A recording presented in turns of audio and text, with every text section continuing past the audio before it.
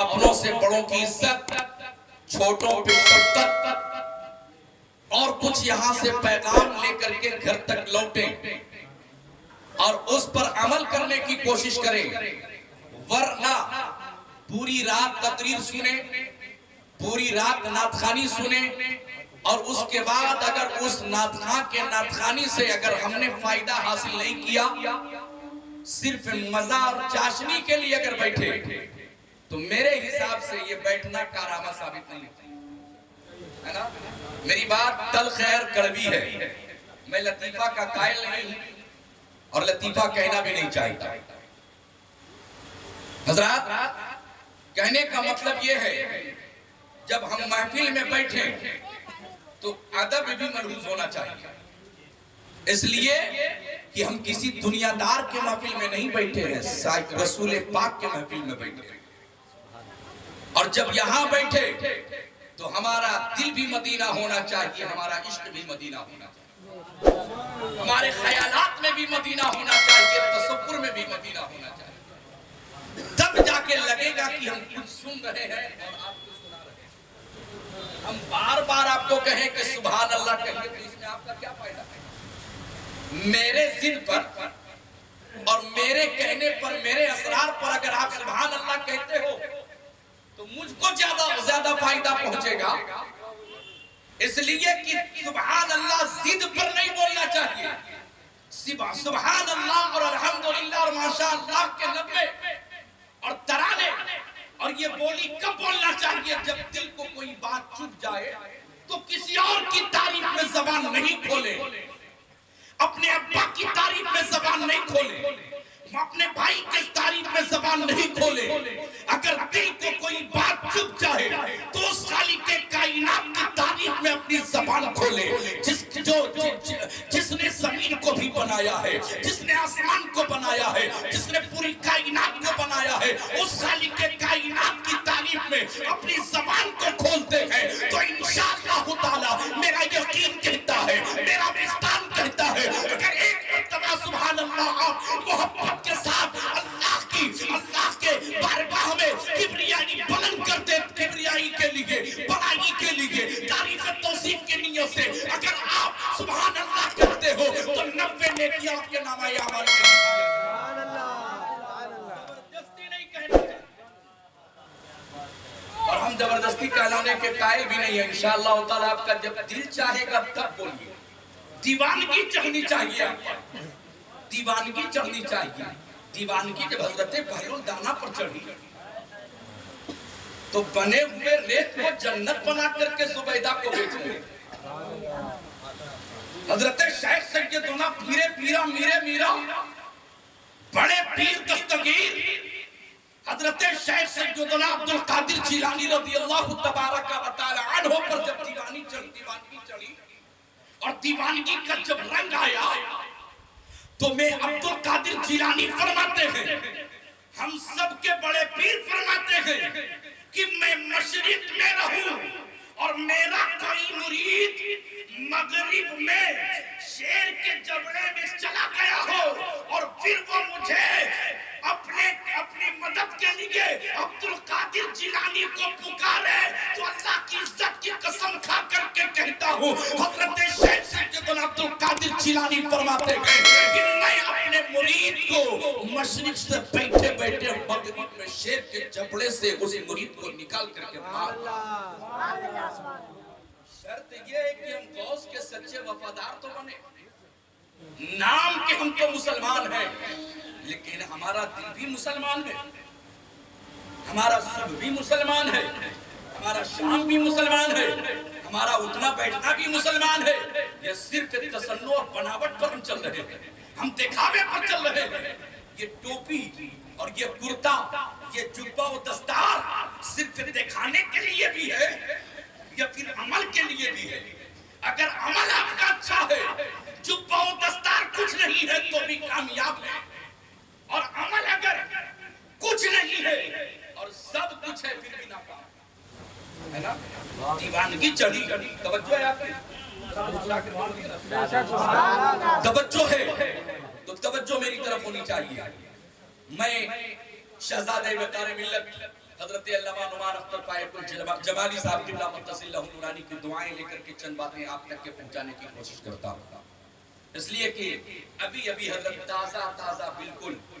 حج کر کے تشریف لائے، سبحان اللہ سبحان اللہ، حج کر کے تشریف لائے ہیں، اور ان کے ساتھ میں بھی آپ حضرات کی دعاؤں سے نام کے لیے نہیں، برکتیں حاصل کرنے کے لیے حج بیت اللہ سے براکت حاصل کر کے بھی لگا ہوں آپ لوگوں کی دعاؤں کی برکت سے۔ سبحان اللہ، حضرت کی تقریر میں بے پناہ محبت سے سنتا ہوں، اور شہر مکہ شریف میں جب رہا تو وہاں بھی محفل میلاد شریف کی محفل سجی، اور انشاءاللہ تعالی میں وہ کہوں گا حضرت سے کہ وہ کلام یہاں ضرور پڑھیے گا جو وہاں پڑھے تھے۔ ابھی آپ نے غار ثور کا تذکرہ سنا، حضرت بھی غار ثور گئے، غار ہیرا پر بھی تشریف لے گئے، وہاں کے بھی منظر سے خوب لطف اندوز ہوئے۔ میں بھی سرکار کے کرم سے، آقا صلی اللہ علیہ وسلم کے کرم سے غار ثور کی حاضری ہوئی۔ میں نے جو محسوس کیا، کسی نے کیا محسوس کیا اس سے ہم کو کوئی بحث نہیں ہے، کوئی کیا کرتا ہے اس سے ہمیں کوئی بحث نہیں ہے۔ کوئی اگر عمل اچھا کرتا ہے تو اپنے لیے کرتا ہے، پورا کرتا ہے تو اپنے لیے کرتا ہے، کوئی کسی سے کوئی بحث نہیں۔ لیکن میں نے جو محسوس کیا غار ثور کے اندر جا کر، میں واقعہ سنانا مقصد نہیں ہے، غار ثور کے اندر جب گیا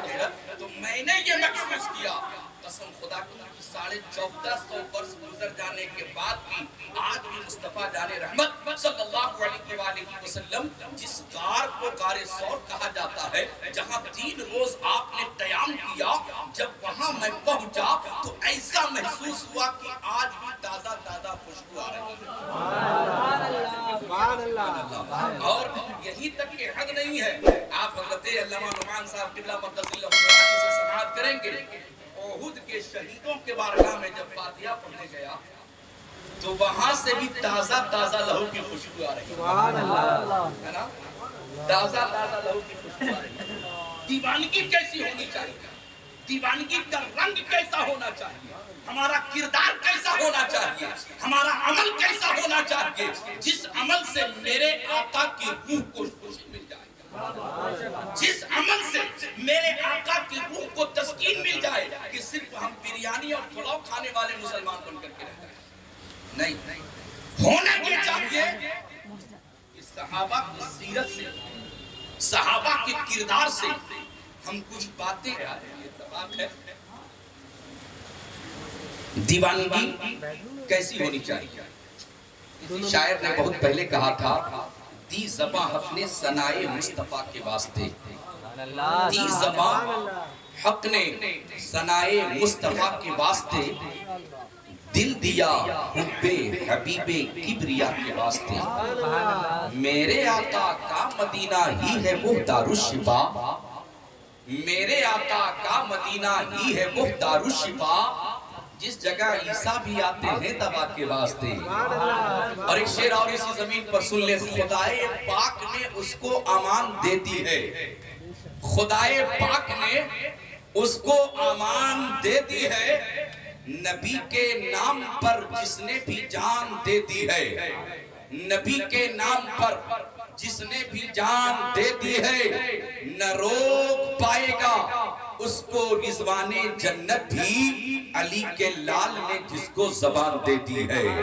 علی کے لال نے جس کو زبان دے دی ہے۔ تھوڑی سی توجہ ہو، میں ایک دیوانگی کا رنگ پیش کرنا چاہتا ہوں۔ حضرت سیدنا ابو العبابہ رضی اللہ تبارک و تعالی عنہ کی ذات مبارکہ ہے۔ حضرت ابو العبابہ کا ایک عمل یہ تھا کہ مسجد نبوی شریف کے دروازے کے کنارے بیٹھ جاتے اور آقا صلی اللہ علیہ وسلم کے آنے کا راستہ تکتے رہتے۔ جیسے ہی میرے سرکار صحابہ کرام کے خوبصورت انجمن سے اٹھ کر کے تشریف لانا شروع کرتے تھے، حضرت ابو العبابہ ادب سے کھڑے ہو جاتے مسجد نبوی شریف کے دروازے پر، اور جیسے ہی سرکار تشریف لاتے بارگاہ مصطفیٰ صلی اللہ علیہ وسلم میں سلام پیش کرتے، اور حضرت ابو العبابہ کا یہ عمل ہوتا، اپنے آپ کو زمین پر لٹا دیتے اور لوٹنا شروع کر دیتے تھے، لوٹنا شروع کر دیتے۔ میرے آقا اس عمل کو دیکھ کر کے مسکراتے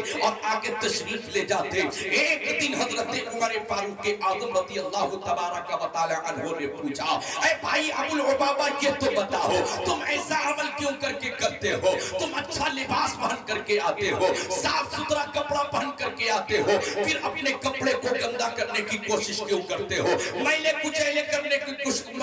کرنے کی کوشش کیوں کرتے ہو؟ حضرت ابو لبابہ فرماتے ہیں اے بھائی عمر ذرا یہ تو بتائیے کیا میرے اس عمل سے، کیا میرے اس کردار سے میرے آقا کو خوشی ملتی ہے کہ نہیں؟ میرے آقا خوش ہوتے ہیں کہ نہیں؟ حضرت عمر فاروق فرماتے ہیں ہاں ہاں بھائی ابو لبابہ، جب تم ایسا عمل کرتے ہو تو میرے سرکار دیکھ کر کے مسکرا دیتے ہیں، ابو لبابہ طلب کر کے جواب دیتے ہیں اے بھائی عمر، ابو لبابہ تو یہی چاہتا ہے کہ میرے کسی عمل سے کائنات کا والی، کائنات کا رہنما، کائنات کا رحمت للعالمین، سارے کائنات کے مالک و مختار ابو